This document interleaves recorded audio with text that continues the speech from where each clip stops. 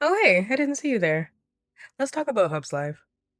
If you're not sure who that is, HubsLife is a 9 to 5 content creator turned failed mommy vlogger who essentially went viral for glorifying and beautifying the 9 to 5 life before immediately and promptly quitting his job, kind of sort of pretending that he was still working the 9 to 5 and then showing up as this sort of quasi daily vlogger.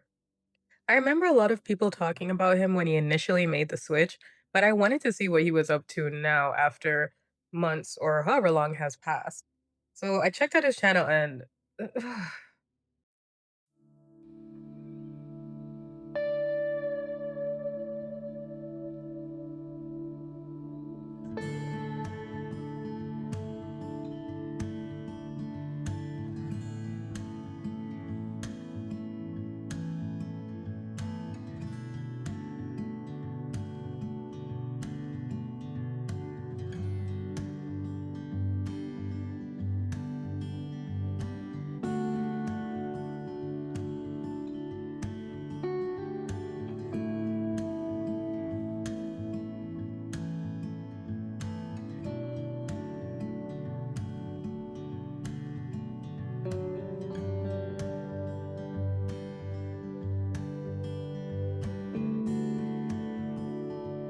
okay, so it's one thing, right, to decide to quit your job to pursue something.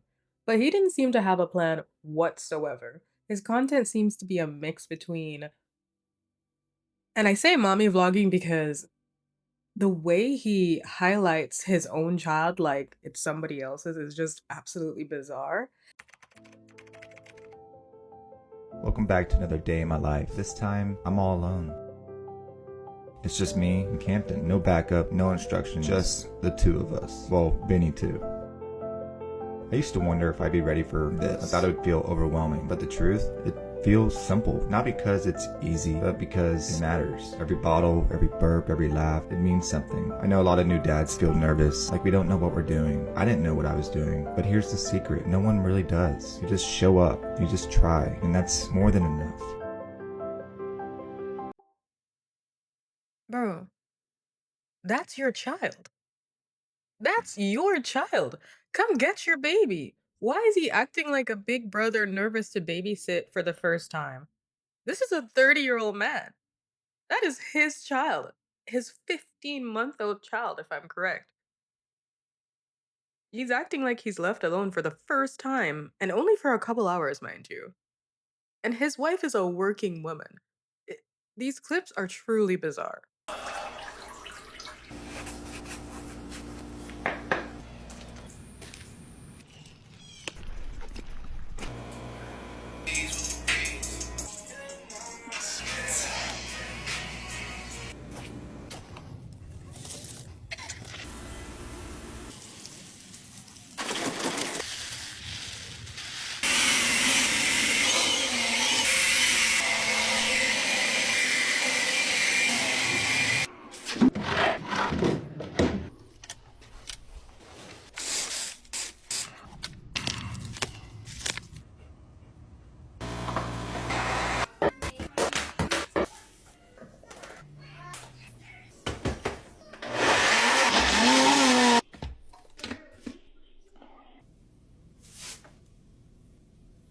Hey, how's it going? Oh, brother, this guy. Because if this were him quitting his job to spend more time with his family, I feel like there'd be more time spent with his family.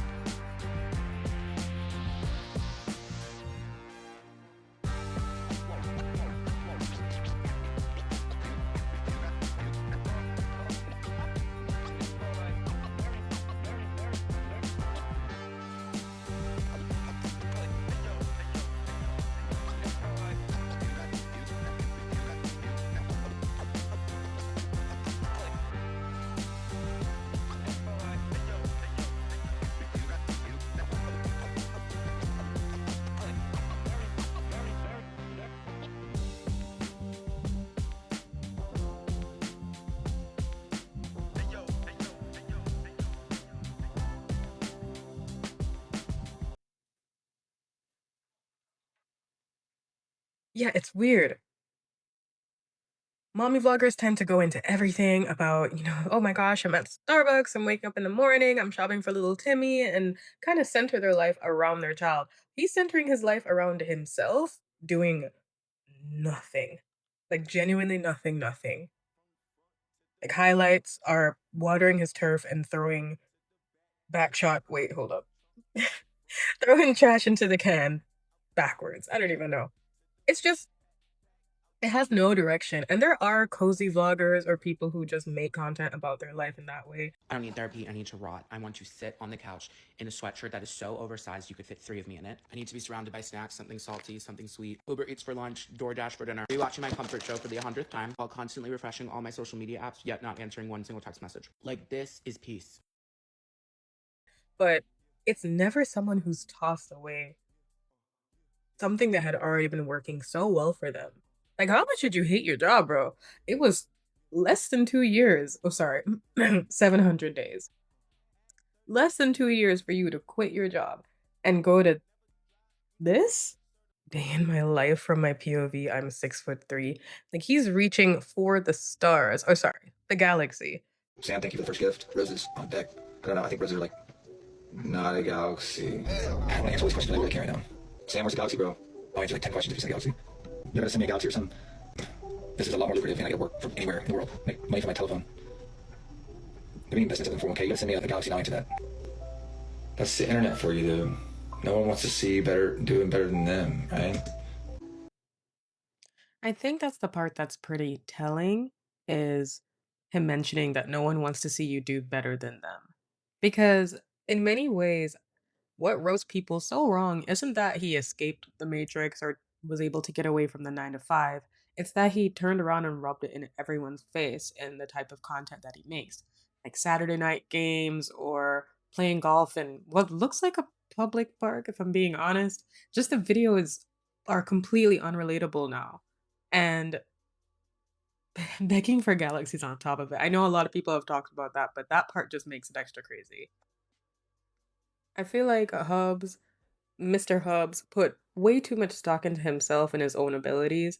Yes, right now he's still getting views because people are still interested enough to see what he's up to, but I don't know how long it's going to last, and I know it would have lasted a lot longer had he first formed any sort of a connection. What happened to HubsLife is something every creator needs to watch out for.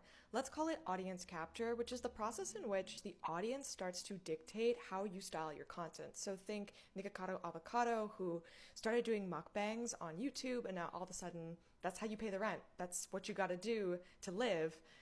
That has impacts on your body. The same thing happens to shopping creators. Once they become known for haul videos, they're then expected to do haul videos all the time. Essentially, you have to be careful about what your niche is. Because if your niche is a 9 to 5 job and then you quit that job, you're going to lose your audience, which sucks because the goal for so many creators is to become your own boss. But what we forget is that the audience becomes your boss. And if they stop watching, you stop eating. You may find your niche in Marge Simpson thirst traps, but you may not want to be painting yourself yellow every day just to pay the bills. Or maybe you do. I'm genuinely curious about how long this is going to last and where it's going to take him, if anywhere. He could still pivot this into different kind of content, but I think it really lends to a larger discussion about just parental roles and expectations. Because you would think that this guy is coming from heaven with the way he talks. I'ma be rocking over that bass trap. I'ma be chilling with my mother. And okay, I can kind of see the vibe he's going for nowadays, which is just this quasi motivational stuff.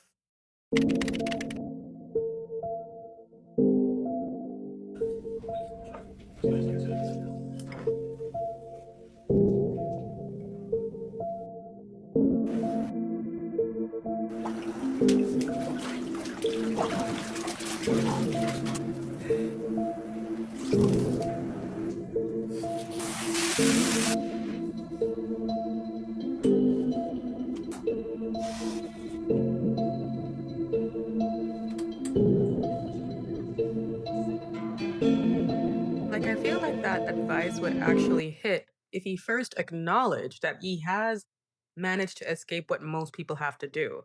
It's very being a vlogger is as hard as a 9 to 5. Like, at least acknowledge that it isn't. That you had to do it before and now you don't, and that's great, and that other people can escape it or can find their own way to find satisfaction. But instead, he paints it in a light as if he never stopped working his 9 to 5, as if this really is one long continuous journey, which it just isn't. And it clearly is working for some people, but most people just come here to clone him. And I don't really know how much longer that's going to last or if this was the right time to do this. Like, he could have easily been making so much money on top of the money that he was already making and just done that for a few more years. It feels like jumping the gun. And I guess he could get another 9 to 5 and take it back, but I don't really know if it's going to restore the faith or the magic that people originally had around this. And sadly, if he had kept doing this for a little bit longer, I bet a lot of people would. People are pretty happy to help someone escape the grind. It's something that most of us would love to do, Not a galaxy. but not if they're going to turn around and spit in your face, right? So yeah, that's pretty much all I have to say based on his videos. I don't really want to watch any more. Maybe I'll check up on him later. But yeah, that's it for now. Bye.